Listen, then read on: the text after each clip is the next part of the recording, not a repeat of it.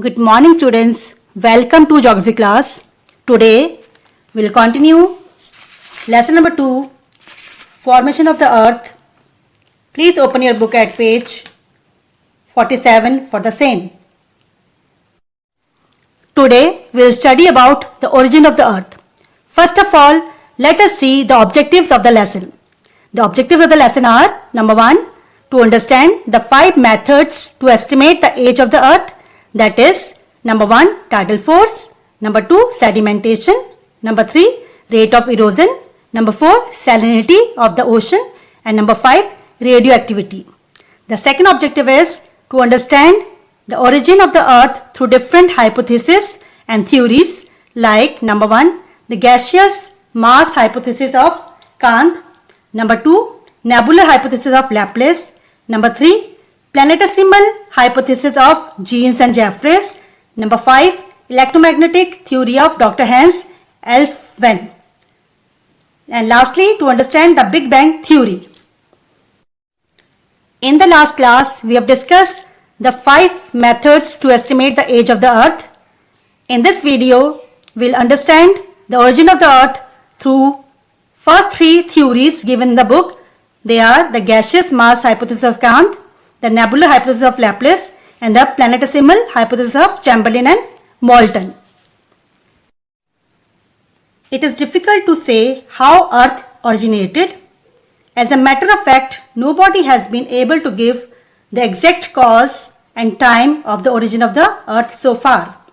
It is still a debatable question, but one thing is certain, that Earth is a member of our solar system and its origin cannot be different from the origin of the other planets.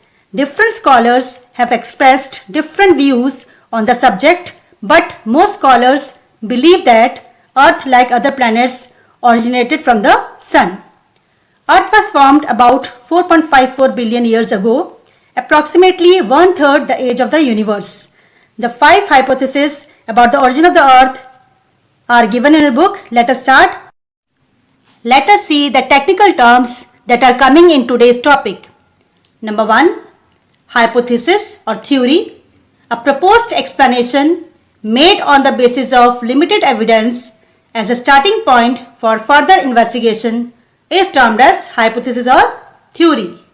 Number 2, primordial matter, a physical substance existing at or from beginning of time is termed as primordial matter. Number 3, gravitational pull, the force that attracts two objects towards each other. Number 4, angular velocity, the angle moved by a rotating body per unit time at a point on the axis of the rotation. Number 5, centrifugal force, a force which pulls the mass away from the center of a rotating body. Number 6, nebula, a cloud of gas and dust in outer space visible in the night sky like an indistinct bright patch. Number 7, law of conservation of angular momentum. The law of conservation of angular momentum states that the angular momentum of a body cannot change unless an external force acts on the system. Now, what is angular momentum? Angular momentum is the quantity of rotation of a body, means the number of rotation of a body, which is the product of its moment of inertia and its angular velocity. Inertia, a tendency to do nothing or to remain unchanged, is termed as inertia. Planetesimal, a minute planet, a body which could come together with many other under gravitational force to form a planet. The last term is protosun, the young sun which was a gaseous cloud that underwent gravitational collapse to form the present sun.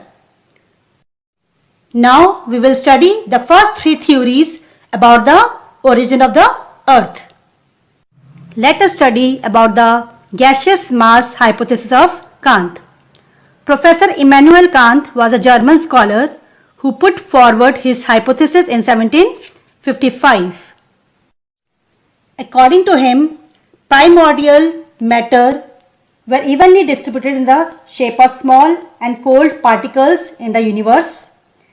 They were attracted towards each other due to gravitational pull of each other. As a result, they collided and they changed into a big mass. It has increased the temperature and it has increased the velocity of the rotation of the mass. Due to increase in velocity and rotation, the temperature of the primordial matter started increasing. It changed into gaseous state and it started emitting light. With the passage of time, the angular velocity increased and the centrifugal force which was produced at the center has increased so much that rings started separating from the gaseous mass. These rings on cooling became the planets. Our Earth is one of the 8 planets of the solar system. Some rings also separated from the gaseous mass of the planet and satellites were formed. The remaining part of the gaseous mass is our present Sun. Now, let us study the second hypothesis, that is the nebular hypothesis of Laplace. Laplace was a French mathematician who put forward his hypothesis of origin of the Earth in 1796. According to Laplace, the primordial matter existed in the form of intensely hot and rotating gaseous mass in the beginning. This hot and slowly rotating gaseous mass was called nebula, after which it is also called the nebular hypothesis. As the time passed, the gaseous mass, that is the nebula, started cooling. Its volume decreased and its speed of rotation increased. Due to increase in the speed of rotation, the centrifugal force which was acting at the center increased. As a result, a ring moved away from the center of the nebula and this ring broke into several pieces. These rings on cooling became the planets and the remaining part of the nebula remained as Sun. One of the planet formed was the Earth. Now we'll discuss the planetesimal hypothesis of Chamberlin and Moulton.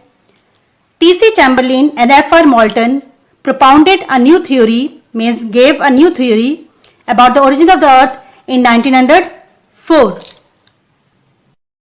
According to this theory, 2 heavenly bodies were responsible for the formation of the planets. One of them was the original Sun, which was called Protosun. The other was a companion star of the Sun.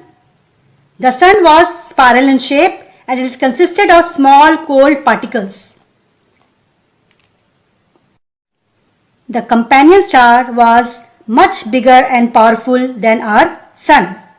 As the bigger star approached our Sun, the gravitational force exerted by the star as well as the eruptive tendency inherent by the Sun led to ejection of matter to a great distance.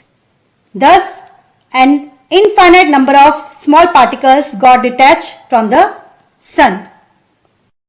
The matter ejected out from the protosun scattered far and wide in the space.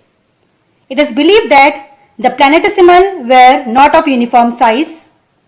Some of them were very large. The larger planetesimal became the nuclei and they started attracting smaller planetesimal due to their large gravitational force. The large planetesimal became planets due to addition of small planetesimal on them. The remaining part of the protosun is the present Sun.